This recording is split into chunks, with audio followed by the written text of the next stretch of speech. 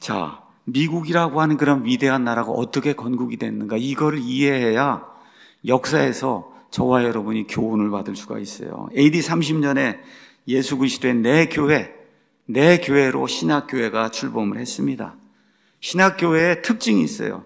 신학교회는 구약과 달리 전 성도가 하나님 앞에 직통으로 나갈 수 있는 전 성도 제사장 직분, 이게 신학교회의 특징이에요. 휘장이 갈라져서 다시는 제사장을 통해서 하나님 앞에 나가는 게 아니라 저와 여러분이 직통으로 하나님 앞에 나가는 이런 시대가 열리게 된 겁니다. 그래서 제사장, 평신도 이런 거 구분이 없는 그런 교회가 열리게 된 거예요.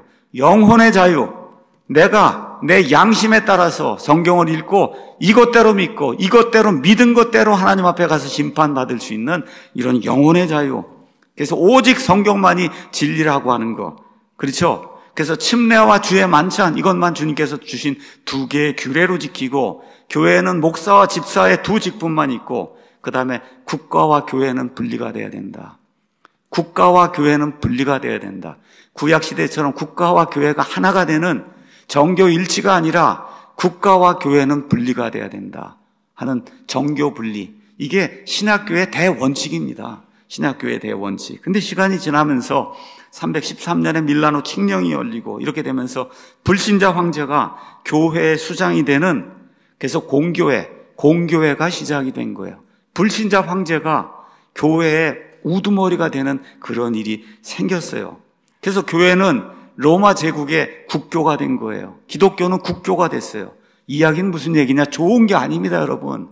로마 제국에 살려면 반드시 이 로마의 황제가 원하는 그 국교를 믿어야만, 그래야 이 로마 제국에 살 수 있는 거예요. 영혼의 자유가 사라지는 이러한 일이 생기게 된 거예요. 이후에 어거스틴이라는 사람이 400년경에 등장을 해서 무력을 사용해서라도 국가교회의 권위에 도전하는 자들은 제거해야 된다. 양심의 자유를 가지고 성경대로 난 믿고 싶습니다 하고 어떤 사람이 나타나면 무력을 동원해서라도 진압해서 모두가 국가교회 하나만 믿어야 된다 하는 그런 일을 시작한 거예요. 그 이후부터 무려 1000년 동안, 1000년 이상 중세교회는 국가교회를 했어요.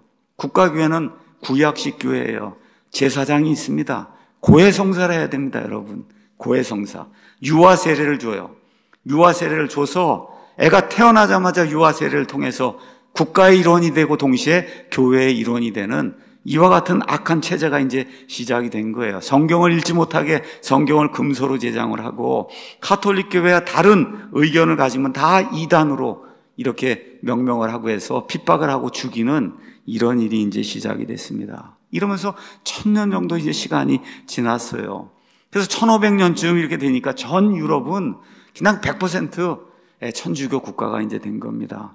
여러분 아시는 스페인, 포르투갈 이런 거 다 포함해서 100% 천주교 국가교회가 된 거예요. 그거 외에는 믿을 수가 없는 거예요. 이런 가운데 루터가 1517년에 종교개혁을 일으키면서 루터교가 생겼어요. 그래서 루터교는 독일, 그 다음에 스칸디나비아 3국, 이 세 나라, 독일 해서 네 나라는 루터교만 믿어야 되는 거예요. 딴 건 안 되는 거예요. 역시 국가교회가 이제 생겨났어요.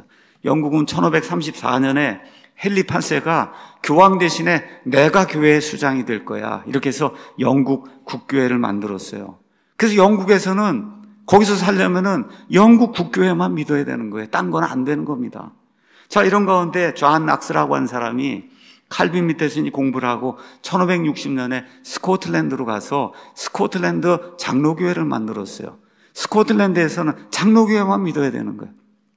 다른 거는 허용이 안 되는 거예요. 이런 일이 생긴 거예요. 존 칼빈이라는 사람이 제네바 통치를 했어요. 뭐만 해야 돼요? 오직 개혁교회. 칼빈이 원하는 그런 식으로만 믿지 않으면은, 그러면 제네바에서 추방될 수밖에 없는 이런 국가교회를 하게 된 거예요.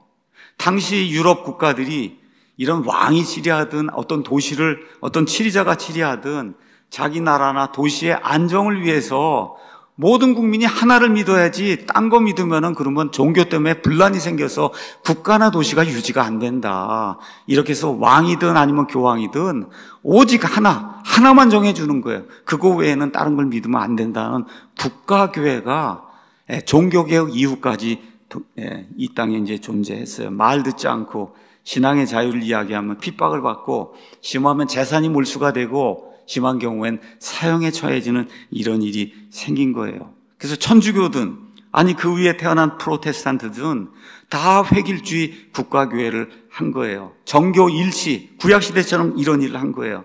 특징은 유아세례, 태어나자마자 이마에 물을 뿌리고, 그리고 국가의 일원이 되게 하고 교회의 일원이 되게 하는 이런 일 해서 요람에서 무덤까지 교회나 아니면 교회 국가가 한 사람의 모든 것을 주장하는 영혼의 자유, 그렇죠, 신앙의 자유, 이런 건 생각해 보지도 못하는 그런 세상이 지금부터 400년까지 존재했던 그런 세상이다. 여기서 벗어나서 달리 생각하거나 다른 교리를 전파하면 어떻게 이단이라고 하는 거예요. 이단에서 이단 박멸하고 마녀 사냥하고 해서 많은 사람들 죽이는 그런 무서운 일이 지금부터 400년 전까지 저 유럽 땅에 존재했어요.